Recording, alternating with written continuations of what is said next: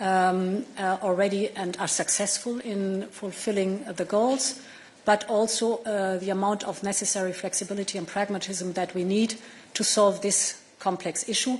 And therefore, this is an issue that you should not only look at it in singularity, but we look at it in a package that we have on the table.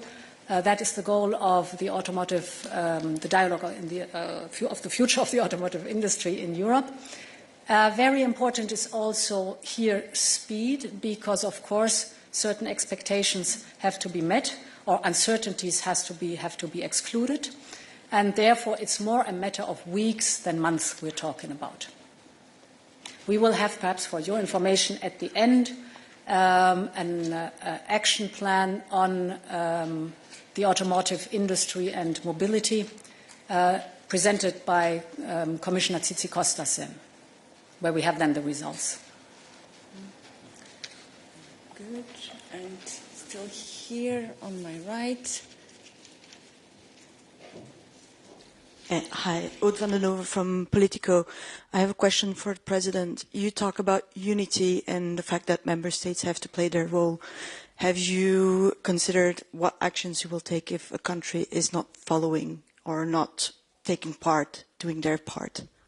Yeah, so of course there is often the situation that we have diverse opinions on topics.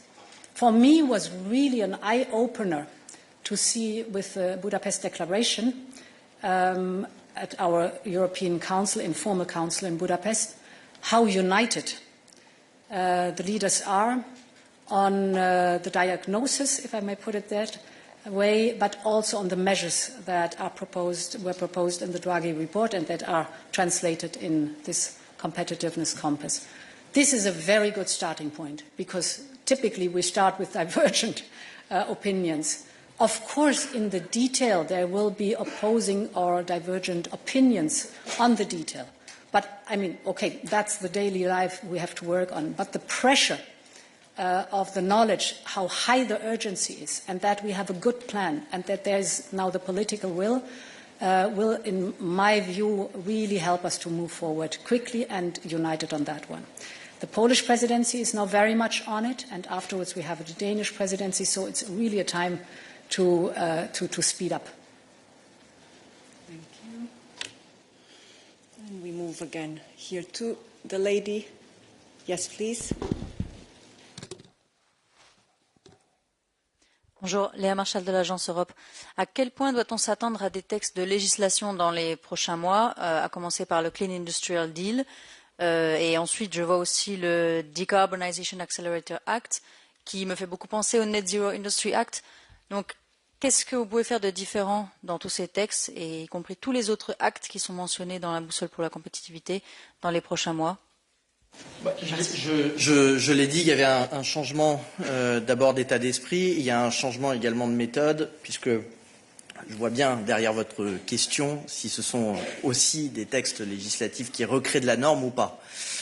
J'ai mentionné dans mon intervention liminaire que nous allons les concevoir comme des business acts, et donc avec la volonté de pouvoir simplifier les procédures, d'organiser le soutien financier, d'organiser également l'écosystème économique avec les entreprises, et dans un souci de concertation, on va travailler dans un premier temps avec l'ensemble des secteurs, d'où le dialogue sur l'automobile, le dialogue avec l'industrie de l'acier, le dialogue également avec les biotech et les clean tech pour savoir exactement quelles sont les flexibilités technologiques qu'elles ont besoin pour pouvoir développer leurs nouvelles technologies, les ruptures de technologie qui sont nécessaires dans notre économie, et comment on les accompagne.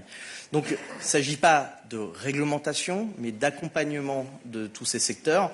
Et donc, retenez en tout cas que ces business acts par secteur seront concertés avec les secteurs en question et porteront nos objectifs et notre modèle européen qu'on défend également. Donc, encore une fois, les objectifs sont maintenus, la méthode est co-construite, et elle doit normalement pousser la compétitivité, trouver des business cases dans tous les facteurs de production et des marges pour les entreprises dans dans ces nouveaux secteurs, notamment dans les nouvelles technologies que vous évoquiez. I want to emphasize that one. So the Net Zero Industry Act was very much focused on clean tech, and it was successful. So now we widen the scope after the clean transition dialogues we had with the different sectors. So it's a wider approach of something which we saw was successful. Thank you. And I'll take one online. So we have Edith Hancock from Wall Street Journal. Hi, thanks for taking this. I guess my question is for the Commission President as well. It's about the cutting of the red tape by 25% figure, and I feel like this is something that's come up a few times over the last year or so. You mentioned during your speech that you would hope by the end of the mandate that you would have proposals that would signify a cost-cutting exercise of about 70 billion euros annually for companies, but those proposals, you know, they'd have to go through the EU legislative process, which, you know, is famously streamlined. So I guess my question is, how soon do you anticipate European businesses to benefit from that policy initiative? Yes, of course, you know the rules of the game. The rules are that we propose something, but of course we accompany in Council and in Parliament the development of a law. And I spoke already about the European Council, very clear mindset on that one.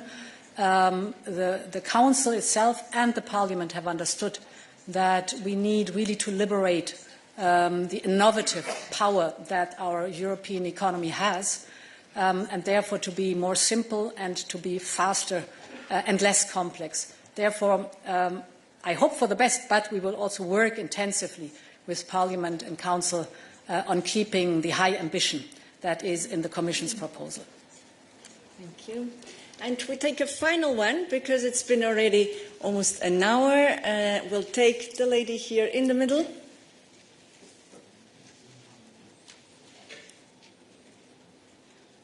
Sorry. No, I wasn't seeing well. Can you put your hand? Yes, you please.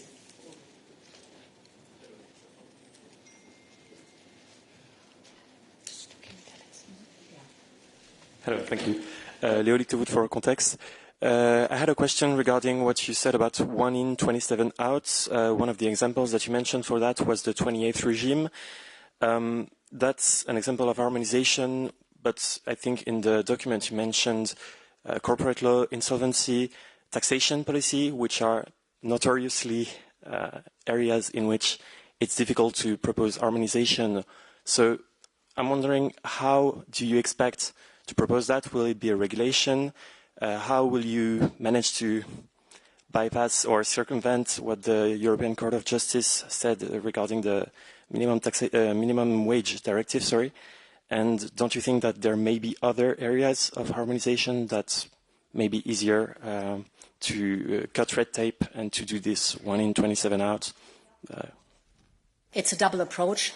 I must say we should not neglect the fact that we have to work intensively on the single market of 27 and reduce the barriers, or you can also call it harmonize stronger, because there are lots of harmonizing laws that have not been implemented by the member states, and therefore we have the barriers to the single market. Besides that, as you've touched upon, the proposal of the 28th regime, it will not be trivial. There are some laws mentioned as just exemplary. Of course, it's going to be wider. It will come towards the end of the year, and we will have to work in a way that we really see that we can move it forward. I know that, for example, taxation is unanimity, and others are qualified majority voting. But, you know, the need for everybody here in the European Union to see our successful startups to be able to scale up and therefore have an added value and really get the market access they deserve. This is in every member state the case, so it's in the interest also of all of us that we are successful with it. But ask me on that one again when it is on the table. Thank you. Thank you very much for your big interest and participation. And thank you, President von der Leyen, Executive Vice President Séjourné, and we are happy to continue with the technical briefing and our colleagues. Wish you a good afternoon.